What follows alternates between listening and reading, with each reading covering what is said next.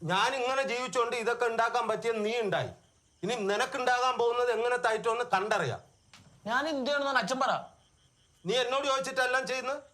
നീ റഷ്യയിൽ പോയതും ഇവിടെ ഹോം നഴ്സിനെ നിർത്തിയൊക്കെ എന്നോട് ചോദിച്ചിട്ടാ? ഇല്ലല്ലോ. ആരെ കാണിക്കാനാണ് ഈ പ്രകടനം? അത് അച്ഛൻ പറയണു, അതിന്റെ കടമയല്ലേ? സ്നേഹം എന്ന് പറയുന്ന കടമയല്ല, അതൊരു അറിവാണ്.